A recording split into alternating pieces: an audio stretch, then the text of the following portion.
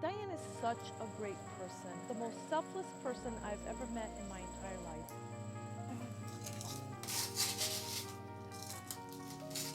Your birthday is January 4th, 1955. Never complained. Never, not once did she ever complain.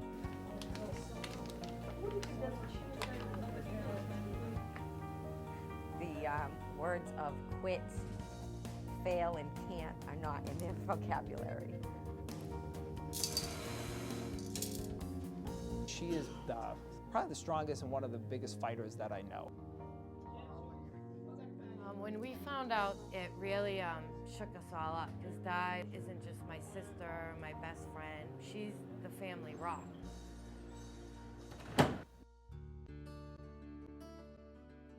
My story begins with purple eyes. My family are hockey players, so most people just assumed I took a hockey puck in the eye. But a biopsy showed I had a very rare, non-curable disease. Hello and welcome to the Massachusetts School of Law Educational Forum, produced by the Massachusetts School of Law at Andover. I'm Diane Sullivan, your host for today's program. Being Irish, I have the curse of very fair skin, so each year I visit my skin doctor. Dr. Finkel was concerned over my bruised eyelids, but I explained to him they had been previously checked, and a biopsy showed nothing abnormal. This is just how they are, I said. No, Diane, said Dr. Finkel, this is not normal. The biopsy showed nothing, I responded again. Sometimes, he said, it depends on who reads it. A few days later, Dr. Finkel was on the phone. It was then I heard about the disease amyloidosis for the first time, and I quickly learned this was not good. So the amyloidosis diseases are actually a set of diseases that can be blood or bone marrow disorders in the most common form, but there are also genetic diseases and diseases that occur secondary to other conditions like chronic infections and chronic inflammatory diseases. So they really span a broad spectrum of medical care, and in fact we've developed a multidisciplinary program to take care of patients with amyloidosis. But my interest is in what really is the most common type of amyloidosis in the United States, which is AL amyloidosis, also known as primary amyloidosis. And the same applies to Dr. Sanchorawala. So we are hematologists, and because that particular form is a blood disorder, over many decades of research here and elsewhere, we've learned that these diseases can be treated with chemotherapy to affect cells in the bone marrow, and we consider the disease to be a cousin of a more common blood disorder, multiple myeloma. So our treatment approaches are based on what's used for myeloma, and over the years we've developed a program here that includes chemotherapy and stem cell transplantation as a major modality for treatment.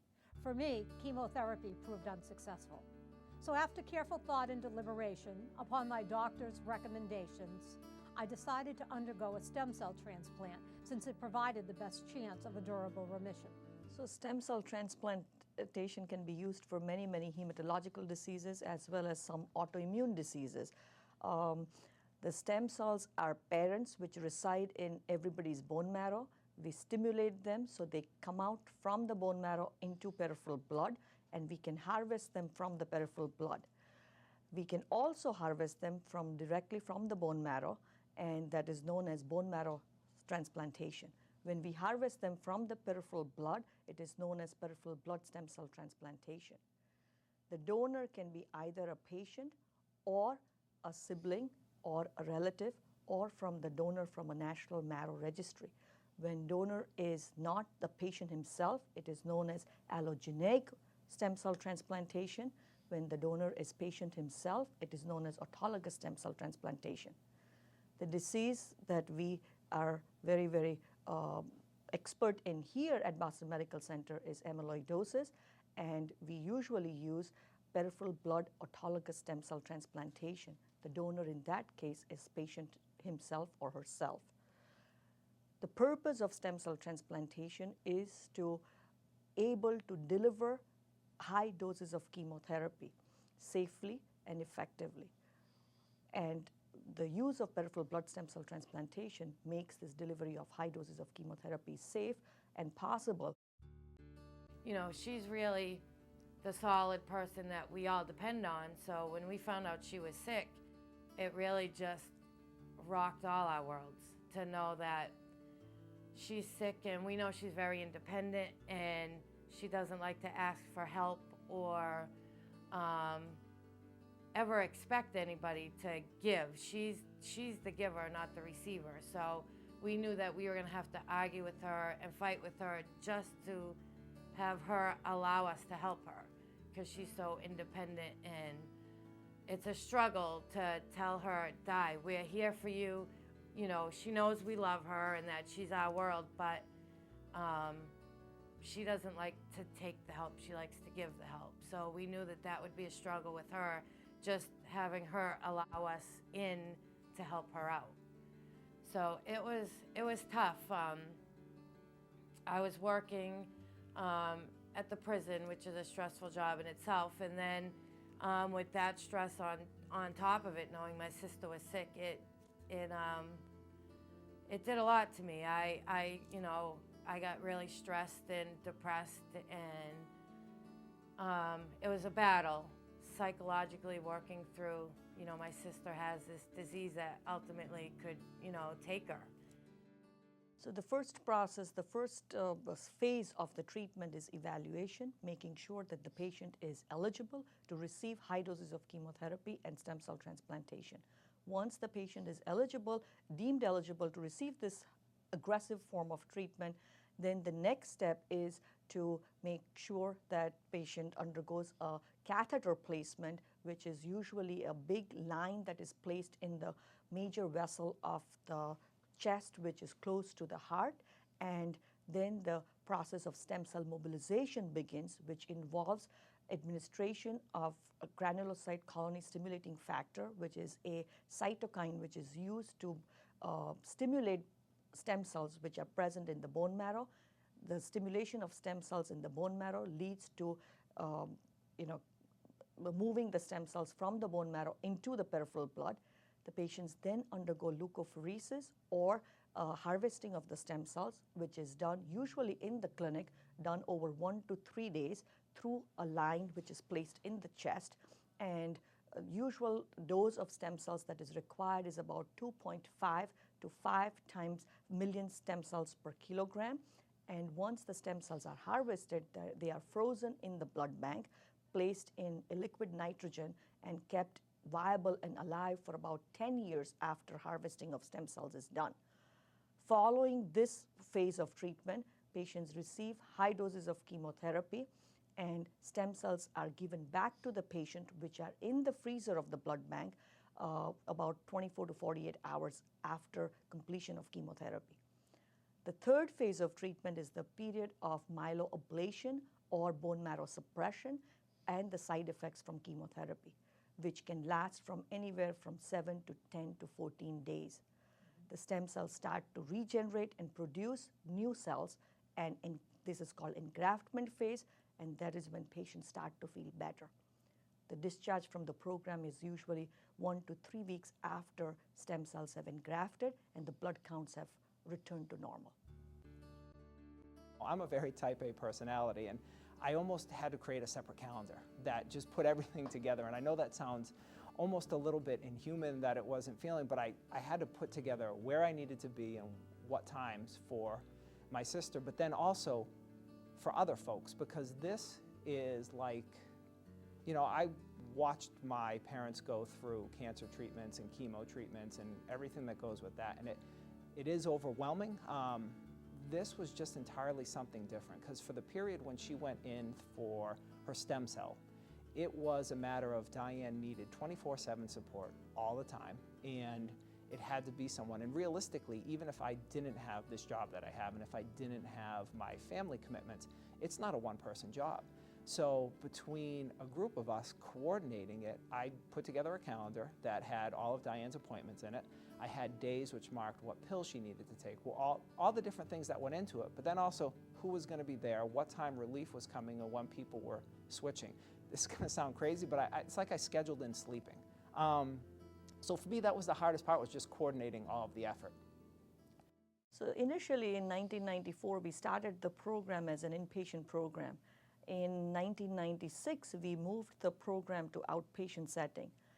When the patients are in the hospital, it is, you spend about 6 to 8 weeks, or maybe even 4 to 6 weeks in the hospital.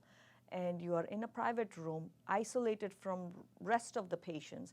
And it is very, very hard for somebody's psyche to really, undergo massive treatment with no support or limited support from family members and nurses and their, other co-workers. However, and I think the risk of infections also in the hospital are significantly higher. When we moved the program to outpatient setting, we were a bit courageous at that point. However, we found that the patients really did extremely well. Majority of the patients start the program as outpatient, and they do end up in the hospital either during their period of low blood counts because of a fever, infection, dehydration, or bleeding complications. But the length of stay is usually only 4 to 7 days. And I think that really truly helps the patients, and they are in their own home setting as well as with their own family members, and we see them in the day hospital, which is they spend the whole day in the clinic or the day hospital from 8 o'clock in the morning till 5 o'clock. We could provide intravenous fluids, blood transfusions, platelet transfusions, antibiotics, and other symptom management in the day hospital. And I think we take great pride in actually having this as outpatient, because I think the patients do much better, and as far as even deconditioning is concerned, that tends to happen in the hospital. She's going in to have her stem cells harvested, and there's this hurricane that's supposed to happen. And I'm a little concerned because I'm not really a big city driver, but she's gonna take me through and show me the way to get to the hospital. She's still in horrific pain. Early morning, we leave really early in the morning. They're talking about maybe shutting down Boston for the day, but I'm not telling her what my fears are. We just get to the hospital. She got a little sick along the way, dropped her off at the hospital, parked the car, met her inside. They did their thing with her. As the day progressed, I'm looking out the window and I'm seeing the wind just picking up. She's in there a little longer and a little longer. It's getting to be 3 o'clock. Then I'm looking outside. I'm seeing things flying outside the window, twirling outside the window. And I see a few less people outside walking. And now I'm thinking, okay, I'm gonna be driving over the Zakum Bridge. I am deathly afraid of bridges. And I have like panic attacks going over a bridge in general. But now we're having this hurricane. So get on the road. She tells me where to go, which is good. She's very slouched over. She's just not feeling well, but she's keeping it up for me because she's got to show me how to get to her house. All of a sudden, here we are at the entrance of the Zakum Bridge, and I'm holding on to the wheel with both hands, and my car's going this way, and then it's going that way, and I'm like, oh, it's a little windy out here, Diane, no big deal. Yeah, we can do this, it's no big deal. And there's a truck, huge truck behind me, and just about go over on his side of the road, but I said anything but going over the water or over the other side of the water. I'm like, oh my God, how am I gonna do this? So finally, we get through that bridge, and then I see things flying in front of me. Poor Diane is sick as a dog, and we're on this highway I'm not very familiar with, and I see tree limbs flying in front of me like the Wizard of Oz. We finally make it to the house after this whole big ordeal. I am gonna continue going home, and I'm driving home, and it was horrible. I got home and I immediately text her. I said, hey Thelma, how are you doing, Thelma? She immediately texts me back. She says, I'm doing really great, Louise. So the chemotherapy that accompanies the stem cell transplant is usually given in massive amounts, massive doses, meaning that this chemotherapy is hopefully able to ablate and eradicate any micro tumor cells or any small number of tumor cells or small number of disease cells. And the doses of chemotherapy are very, very high, and the complications are associated with the aggressiveness of the high doses of chemotherapy. And the complications are starting from fatigue, hair loss, nausea, vomiting, mouth sores, low blood counts requiring blood and platelet transfusions, immune suppression leading to infections, fevers, bleeding, loss of appetite, obviously infertility, and things like that. But that is the mainstay of treatment, is the high doses of chemotherapy. And I think the stem cells, they make it possible for the delivery of high doses of chemotherapy. Day one, you will come in as you did previously. I will be drawing your bloods through your central line just to check the blood counts to make sure the white cells are okay. Nothing has changed. Your potassium, your electrolytes are okay. After that, we'll start the pre-hydration. That will run for about 2 hours. Probably about a half an hour before fluid is to end, I will come in and I will give you antiemetics. Usually that's Kitro, Decadron, and Ativan, and those are used to prevent nausea during the chemo. About 15 minutes before the chemotherapy is to start, I will be giving you ice. What you'll have to do is pack your mouth with ice 15 minutes before, during the chemotherapy, the melphalan, which will run for about 15-20 minutes, and after the chemotherapy, which will be about 15 minutes. So altogether, you're looking at about an hour and a half. The purpose of the ice is to decrease the blood flow to the mouth because we don't really need the chemo going there. And what that's going to do is cut down on the blood supply there, and therefore you won't have mouth sores. Because if you are to get mouth sores, that could be devastating. You can end up your mouth cavity, from your mouth, oral cavity, all the way down your digestive system, the mucosa. And once that becomes compromised, you could bleed, you could have a lot of pain, you could end up in the hospital, you could actually end up on a morphine drip because you won't be able to swallow and it'd be very, very painful. So the night before, she had called me and said, Mike, this is it. I can't go through with the treatment. I can't go through with the process. And, I didn't sleep that night. I was nauseous at home with my wife. I remember laying in bed just thinking, it's not going to happen. But yeah, you had to get through it. And so for her, it was the biggest obstacle. For me, that second day, having her not see me lose it like I am about to here, it was the worst thing, having watched my parents go through chemotherapy. It just, words can't explain how tough it was. But to her credit, she got through it. We survived, and I sure as hell hope we don't ever have to do it again. I'll give you an idea what's going to happen. So obviously the room is going to be busy and crowded. You'll have Cynthia come in. She's your one-to-one nurse, and she's going to sit over here and put you on the monitor. The monitor allows us to watch your oxygen levels. It allows us to watch your heart rate and your heart rhythm, and it allows us to monitor your blood pressure along the way. Okay. All of those things can be affected by the DMSO that your stem cells have been preserved in. So we really want to monitor them carefully. The other thing is we give you pre-medications, as we did when you had the high-dose melphalan. Right. But some of those medications make you a little bit sleepy. And when you're a little bit sleepy, you don't take such deep breaths and your oxygen levels may drop.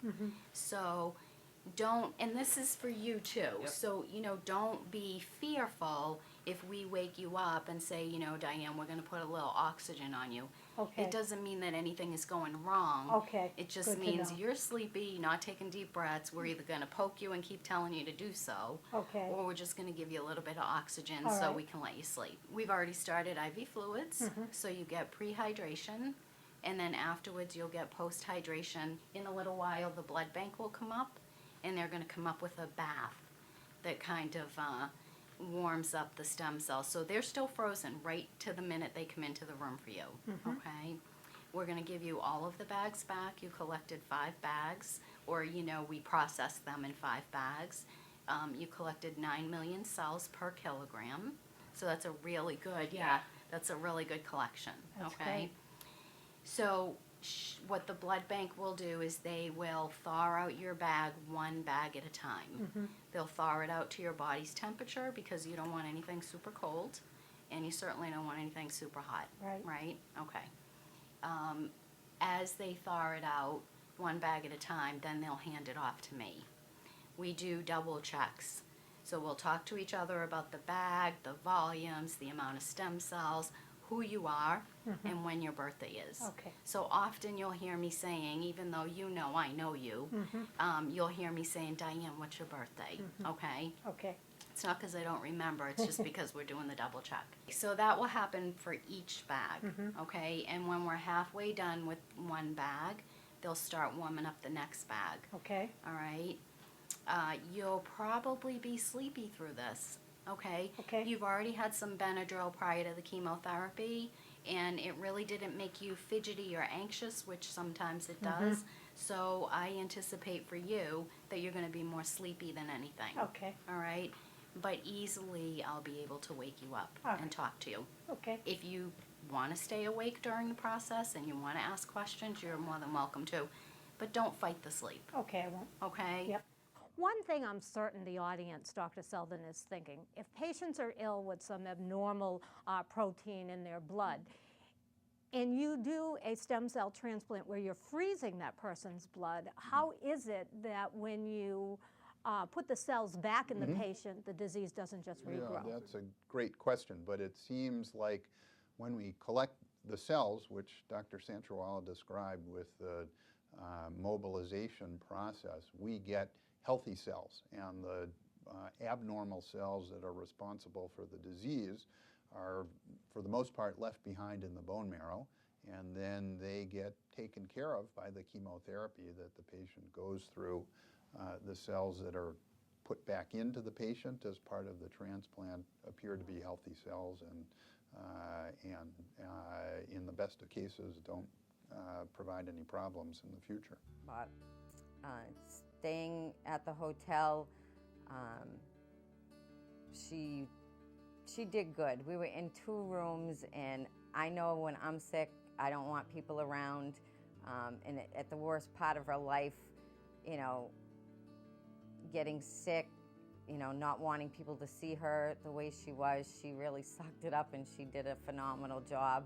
She, you know, talked a lot when we were together about her 2 nephews, Ryan and Corey, which I am so into that with her because they're also my nephews. We share the same 2 kids that we watched from the time they were born till, you know, present time now. So we did a lot of talking, a lot of laughing. We did some crying. So boy, did we do some reminiscing. And I think a lot of that lifted her up because she would just go from, you know, you could see her being tired, and she would all of a sudden talk about Corey and Ryan, and she would be like all wide awake with it.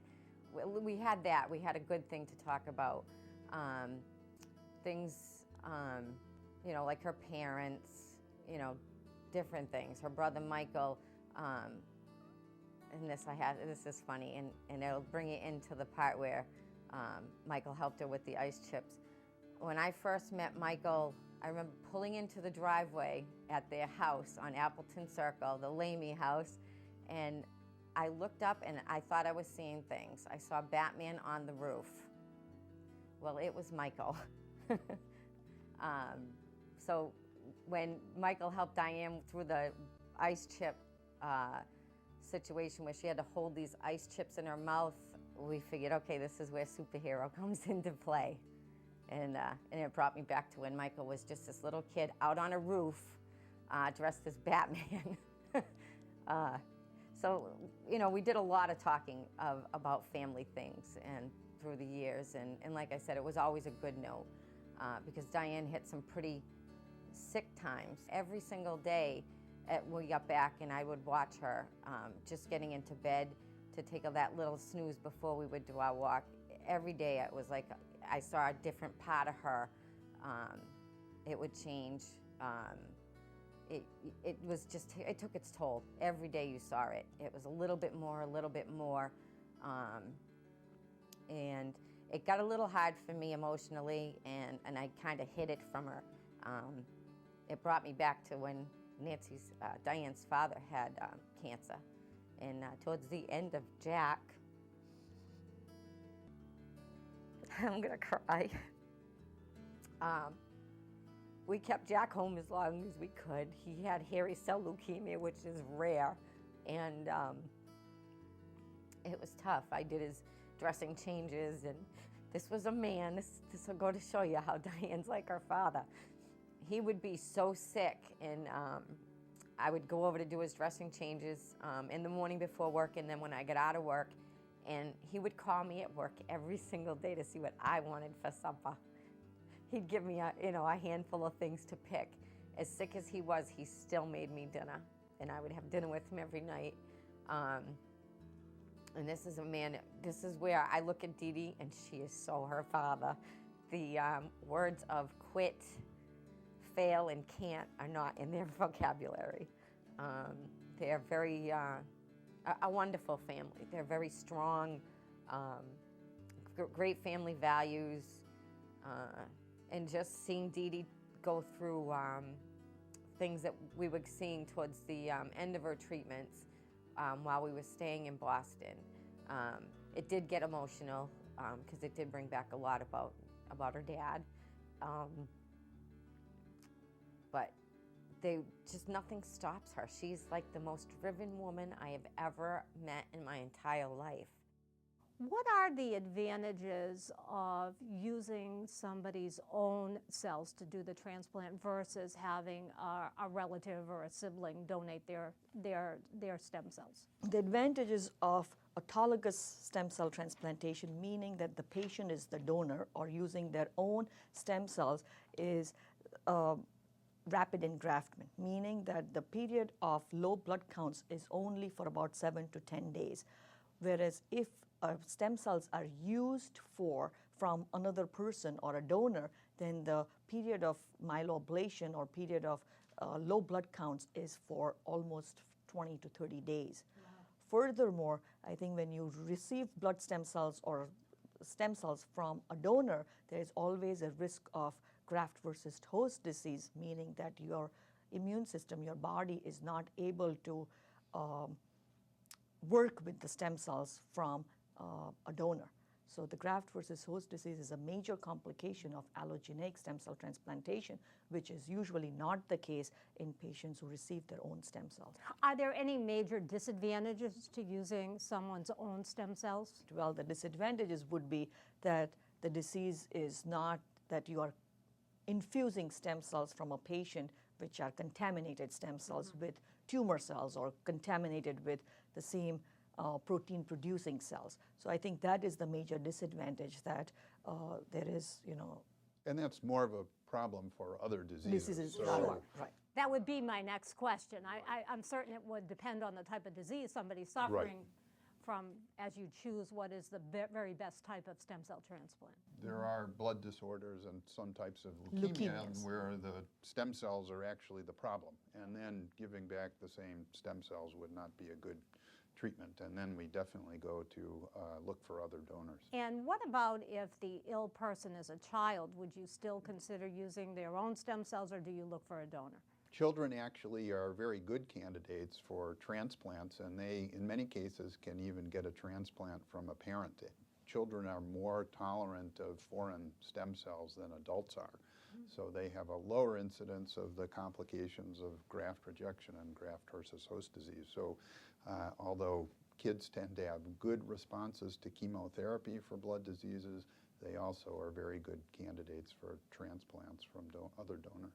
Dr. Seldin, I wonder if you might comment on the ICE treatment that accompanies the chemotherapy that most patients are horrified of. So that's an interesting question. So in medical lingo, we call it cryotherapy, which means freezing your mouth, basically. And it turns out that if you do that, you prevent blood flow to the mouth, the chemotherapy doesn't get into the mouth, and you have a much lower incidence of mouth sores. So it's probably the cheapest and most effective thing in all of medicine, cheaper than taking a couple of Tylenol or anything in terms of what helps patients get through the side effects of these kinds of treatment. Because the alternative would be mouth sores and all kinds of complications. And they can be very painful. People have trouble eating, people get hospitalized, and at least that complication of the transplant process is pretty much behind us.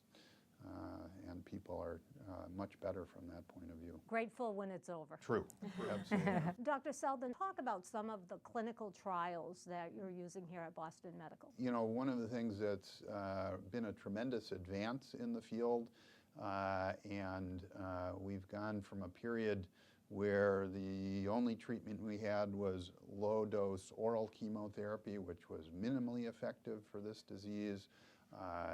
As we talked about, beginning in the mid-1990s, we started the high-dose chemotherapy and stem cell transplant and got much better results in terms of hematologic remissions and actual improvement in the function of organs.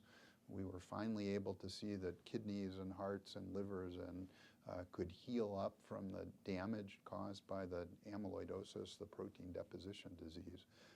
However, as Dr. Sanchorawala had mentioned, the patients have to be selected very carefully to go through aggressive treatment. They have to have good cardiac function and other parameters that we look at very closely, because we don't want to take patients through a therapy that's going to be highly morbid or have a high mortality rate. So only less than half of the patients we see actually are candidates for that. And we've been very pleased that in the last 8 to 10 years, a number of additional drugs have come along for treatment of plasma cell diseases like amyloidosis and myeloma.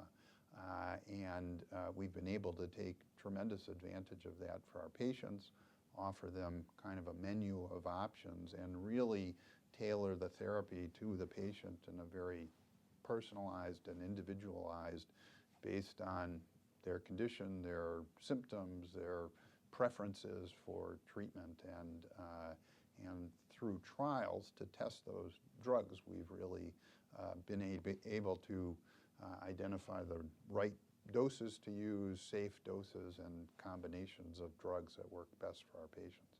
It's wonderful that at least the patient has some input into the type of treatment that they're ultimately going to undergo.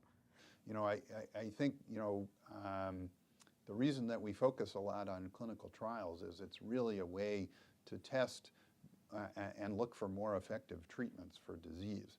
And we greatly appreciate patients' participation in clinical trials. We don't want patients to fear clinical trials. They're not getting things that have not been extensively tested in other settings and animals and most likely other patients. And clinical trials these days are very, very rarely making use of a placebo. So almost everybody that gets treated on a clinical trial at our center for this disease or other diseases is almost always getting some form of effective treatment. It's not that patients are getting sugar pills or water infusions for treatment, but it really is a way for patients themselves to get new treatments and also really to benefit others and help us learn what the best treatments are for patients' diseases. You are both involved in a study that was done here at Boston Medical Center on 421 patients who underwent the stem cell transplant combined with the high-dose chemotherapy. I wonder if you would share what you think are some of the pertinent findings of that study. So that study actually, you know, enroll patients from on a different clinical trials. You know, it was a combination of different clinical trials where 421 patients were enrolled from 1994 to 2011, and these patients were treated with AL amyloidosis, were treated with high-dose chemotherapy and stem cell transplantation. And what we found was that the response rates, complete hematologic response rates, were about 40%. About 30 to 40% of patients achieved a partial hematologic response in addition to complete hematologic response.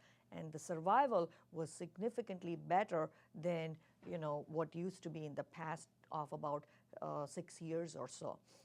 And majority of these patients who have achieved a remission remain in remission, with very, very small number of patients relapsing even, you know, as long as 12 years later. Just a wonderful contribution. Dr. Seldin, I wonder if you might explain the disease of amyloidosis and how it goes to different organs and your findings in the study with respect to organ response. So that's the big challenge for patients with amyloidosis. Not only do they have a blood disorder, but they actually end up with impaired organ function, because proteins produced in the bone marrow circulate through the blood and get deposited in organs and damage them. And that generally is what leads to the diagnosis, because the patient is beginning to develop symptoms of heart failure or kidney failure or liver problems or neurologic problems, and that's kind of what brings them into the doctor, and generally how the disease is found. When we take patients through stem cell transplant or other treatment for these diseases, we're trying to kill off the factory inside the bone marrow, and we're hoping and expecting that organs will respond and heal up afterwards. And if the disease is diagnosed early enough, that is the case. Patients can go back to normal organ function, normal activities, and a normal life after that treatment. One of our priorities and one of our goals, and one of the reasons we appreciate your programming about this, is that it's extremely important that patients get diagnosed early. So Dr. Sanchorawala and I and other members of our program travel around the country. We talk to doctors, we talk to patient groups, and we really try to promote early diagnosis so that patients have options for treatment before they suffer from organ failure due to the proteins accumulating in the organs. You must then see patients that are so advanced in the disease that it limits their options. That is the case. So sometimes patients come to us where their options are very limited.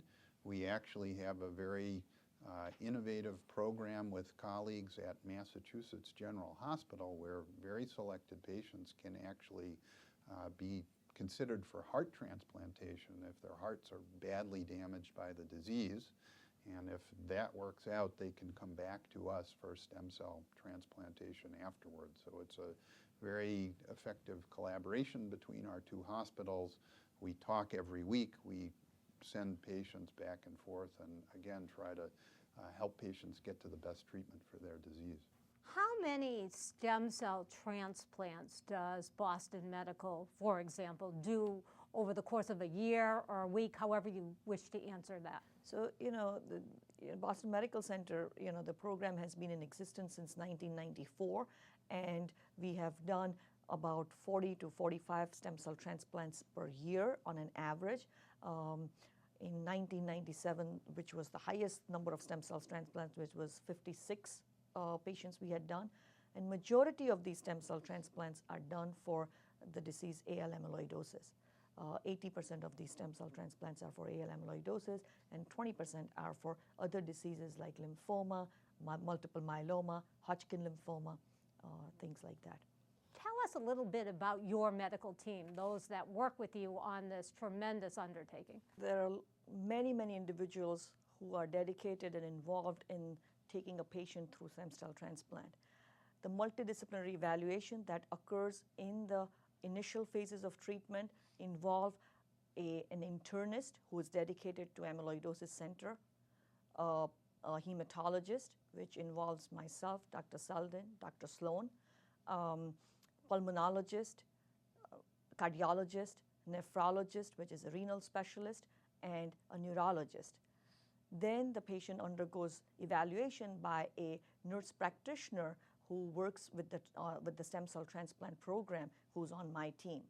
Once the patient is deemed eligible for stem cell transplant, and once they return for stem cell transplant, many, many individuals who are, helping us getting a patient through stem cell transplant. And that starts from medical assistant, aura, to many, many nurses who work in the Sullivan Center for Cancer and Hematology Blood Disorders, a nutritionist, nurse practitioner, Dina, who works with the transplant program, clinical research nurses from the clinical trials office, as well as fellows who are in training, and some of our other colleagues. All the multidisciplinary team members are available during stem cell transplant for any complications that occur during this process. So the staff at Boston Medical was fantastic. I remember thinking in this process, thank God we're an hour from Boston. And I'm a bit of a Northeast elitist, is what I've learned with this. I work in higher ed in Massachusetts and an hour from the best medical facilities in the world, and I just remember that this is groundbreaking what they're doing here, and thank God that this is, you know, Diane's house is 25 minutes from her door to the front of Boston Medical. And I was thankful for that because the staff from beginning to end, I mean literally, talking when you checked in the first day at the amyloid clinic in the Moakley building, to these world-renowned physicians who are specialists in amyloidosis, which is a disease 2 years ago I had never heard of. And I remembered thinking to myself that, boy, even if these people had a horrible bedside manner, you could tolerate it because they're going to save your life. But they were some of the most decent, just great human beings. I can't say enough about Dina. Dina was kind of my rock through the process, where I had her work number, I think I had her personal cell phone number, just where if I had any questions or concerns, I could get in touch with her. And she just was every bit as vested in seeing a great outcome for Diane as I was. And it just, to me, it was incredible that at this place that has so many people that they're taking care of and such a burden on them, that they were so good as human beings too. I remember a moment walking into one of the procedures for Diane, and Dina and I each had a coffee in hand, and she raised it up, we clinked it as if to toast and said, here we go. And it just, that's the kind of support you need as a family member going in when it just, you know, your world's crashing around you, but to know you have these people that are amazing and they actually care about you is just incredible. Dr. Seldin, anything new on the horizon that you see as an alternative or a supplement to this type of process? There's a lot of research using stem cells going on. In fact, one of the things that we're doing with stem cells is studying some of the other amyloid diseases, and we're starting to develop models using stem cells for the type of amyloidosis that comes from the liver, not the bone marrow. There's a very active research program at the Boston University Medical Campus developing stem cell models for many types of diseases. So we work closely with that research group. We work closely with many different groups at the medical campus to improve treatments. One of the things that actually, in terms of the AL amyloidosis, is really thinking about how we go after the proteins that are deposited in the organs itself. So the things that we've spoken about so far really are targeting the factory inside the bone marrow with chemotherapy. We also would like to target the protein deposits themselves. And so we work with biophysicists and biochemists on the structure and folding and misfolding of those proteins and small molecule approaches to attack them. We've developed an animal model using genetically engineered mice, and we're starting to look at treatments that will go after the proteins themselves. That would be a huge benefit to patients if we could kind of do two things at once, or in some sequence, go after the factory, go after the deposits, and then really have a chance of really clearing the whole disease from the body. Wow. Dr. Sanchorawala? I think that, you know, the newer treatments or the novel agents which have been developed in the treatment of myeloma also have been shown to have significant efficacy in patients with amyloidosis. And I think those treatments are going to be either as single agent or in combination with other chemotherapy agents are going to be, you know, I think very, very beneficial and, you know, a step forward in the treatment of this disease. Dr. Seldin, something you brought up a moment ago, the union, as I see it, between Boston Medical Center and Boston University School of Medicine. Tell us a little bit about that. From a patient's perspective, it's a wonderful thing. Well, from every perspective, it's a wonderful thing. You know, we have a campus in the south end of Boston. We've got a hospital, we've got a school of public health, we've got a dental school, we've got a medical school, we've got a graduate school, and we have that geography facilitates collaboration between basic researchers and clinicians and the hospital. And I think that's really one of the bases of success of our program, that, you know, the research component of this started, you know, in the laboratory at the medical school, and once breakthroughs got to a certain place where we could start to offer treatment to patients, it was very easy for us to set up a clinical program and a transplant program, and we hope it is seamless to patients. They there's a lot going on behind the scenes to develop new treatments and support patients through their treatment. And, and I think it's a great organization that both the school and the hospital work together so well on supporting our program. It is a huge undertaking. Now I want to turn focus and look at you personally. Tell us about your career choice. How do you end up here? You want the truth, huh? I want the absolute truth. Oh my. So I came here as a fellow, after I completed my residency as a training in hematology oncology in 1994. And it was July 1st, 1994, when I'm on the floor in the hospital. I really do not even know where the bathroom is. I do not know where to start, where to begin. And one of the nurses says, "Oh, this is your patient, you go and see him." I didn't really know what the diagnosis was. I'm going into the room and they say, "Oh, you can't go in like that. You have to put a mask, a gown, booties, and gloves to really, really enter the room." I did get dressed and entered the room, and I said, "So what do you have?" And he says, "I have amyloidosis."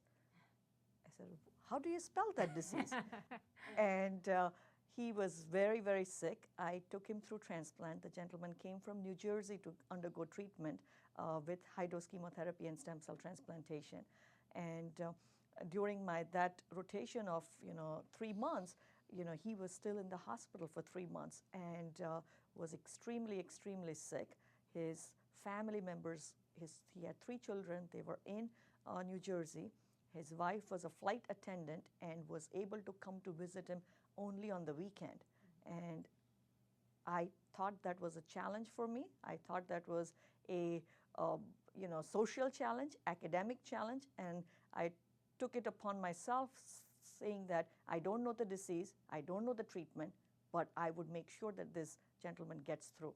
And that is how my career started. I finished my fellowship and stayed here, on staff since 1997. And I think I like challenges, as you have known, and this is a challenging disease. And I've seen many patients undergo this massive, aggressive treatment and get better. And that's how I got involved in this disease and got involved in the career. And how fortunate your patients are, I must say. I become part of their family. Yes, you have. Yes. And Dr. Seldin, what about you? I'm not sure I can top that. I came to Boston University, around when this program was beginning in 1995, and was asked to become a part of it as someone arriving with a background in stem cell transplantation for other diseases. Like Dr. Sanchorawala, I was incredibly intrigued by the disease. I was incredibly rewarded by the responses that our early patients had and the way that they got better. And I developed a stronger and stronger interest over the years and have the privilege to be the third director of what's now the Amyloidosis Center at Boston University. I really follow on the shoulders of giants. Our program was begun by Dr. Alan Cohen, a rheumatologist who started the research side of this in the 1960s. Dr. Skinner took over the program, Martha Skinner, and she really had the foresight to not only to continue to expand the laboratory side of the program, but to reach out to clinicians and to assemble a team to be able to start the treatment components of the program and build a multidisciplinary program. And she is an internationally recognized figure in this disease. She's been president of the International Society of Amyloidosis, and it's really a privilege for all of us to kind of continue the work that she and Dr. Cohen before her began here. The day we finally got to go home, we actually talked about it the day before, and the doctor said, well, depending on what your labs come back at, we'll probably let you go home. And in the history of amyloid cell transplant patients, she made history. She went home a week earlier than what they said would be her earliest time to be able to leave. And let me tell you, when we found out the day before that there was a chance that she could leave, she had me packing up that car the night before, because the second they told her she could go home, we were in that car. And that's exactly what happened. There wasn't a crumb in that was left in the hotel room to pack. I had that car packed to the hills the night before. And if she could have ran to the car, she would have done it. She would have done it.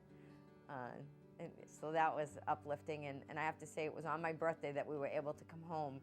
And I remember saying to Diane, it was the best birthday in my entire life, and that I was grateful to be able to share that with her. You know, a lot happened in such a short period of time of 3 weeks. As far as, you know, things that were emotional for the two of us,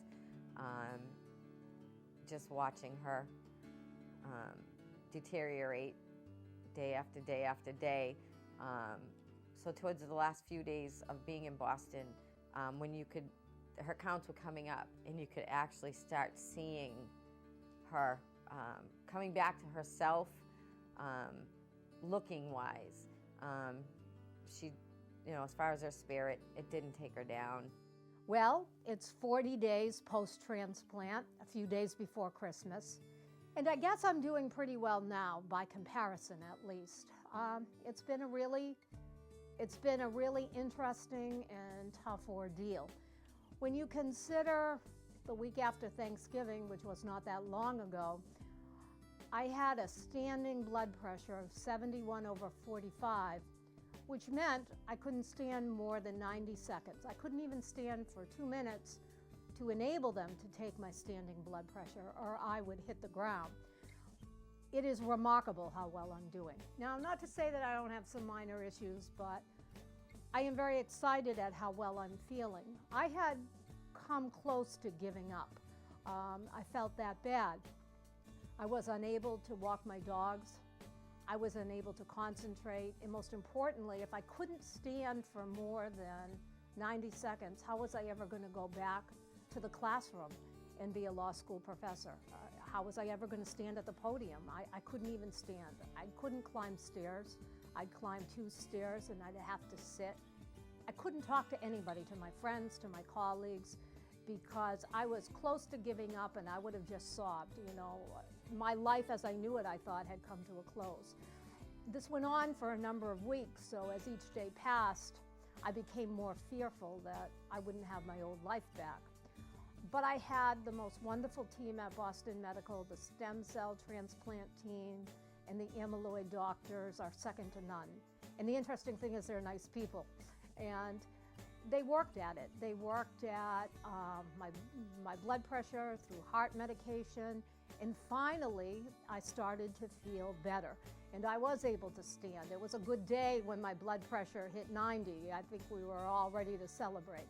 So although my blood pressure is low, I'm able to function. I'm able to walk my dogs. We don't take the hills, although I must admit yesterday I tried and we did pretty well. We take the easier routes, a little shorter distance, but I'm back to functioning. I'm back to up and down the stairs.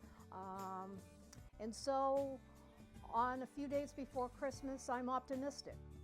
The one story I remember is, you know, we're in downtown Boston, where it's not too far from where the Boston Marathon bombings took place. And it didn't dawn on me that I'm in a hooded sweatshirt in a hospital in Boston. I've got a backpack over my back, and I've got a face mask on. And because I can't take a chance of getting my sister sick. And all of a sudden, my sister looks up at me and she starts laughing. And I was like, it hardly seems like the time or the place to be laughing. But she tells me, Mike, you look like a terrorist who's gonna blow up the building. And I remember thinking, gee, that's really nice, Diane. But it was that kind of comic relief that made going through this a lot less painful than I guess what it could have been. A lot happened in such a short period of time of 3 weeks. As far as, you know, things that were emotional for the two of us. Just watching her deteriorate day after day after day. So towards the last few days of being in Boston, when her counts were coming up and you could actually start seeing her coming back to herself, looking wise. She, as far as her spirit, it didn't take her down. During the time we were there were 3 other patients going through the same treatments, and you got to know them. You sat in the same waiting room with them every single day, and it was the running joke, because 3 of them were attorneys. I mean, go figure. And she was the only female, and one of the attorneys that was there, he made it like it was a joke, like, oh, I'm not letting a girl beat me doing this. Oh my God, I gotta suck it up more. She never complains. I'm gonna stop complaining to my wife. And that was his biggest thing, that he wasn't gonna let a female beat him. I had this done during the fall, and I live in a house with lots of old oak trees, and I have over 100 bags that I do every year. And my colleagues came out and they cleaned my yard. People cannot do enough for me. My friends at work, my personal friends, how lucky am I?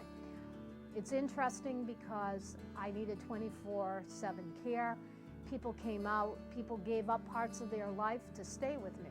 My sister hasn't been home in months, so I'm surprised and I'm lucky, and I learned that family and close friends and colleagues that care about you is really, really so crucial. And it was really crucial to me pulling through the whole procedure. So that surprised me. And that my dogs could make it without me was the biggest surprise of all. So a little disappointed with that, but they did just fine. So that's really what was good and what really surprised me. And I'm telling you, some of the symptoms that I had before are starting to dissipate. So as they say, it's all good. I admire her for really not giving up. I admire her for yes, I'm going to go through it. Whatever it takes, I will do. In the end, the ice treatment was a horrible thing, but you know what? She did get through it, and she knew in her mind she was going to finish it. She was going to do it. She was not going to do it. So I think I admire her for what she did and how she handled it. So that's our show and my story on stem cell transplants. At the end of the process, I had a partially favorable response, and now I've moved on to a new type of treatment. As Eleanor Roosevelt said, you gain strength, courage, confidence by every experience in which you really stop to look fear in the face. You are able to say to yourself, I lived through this horror. I can take the next thing that comes along. So until next time, you be well.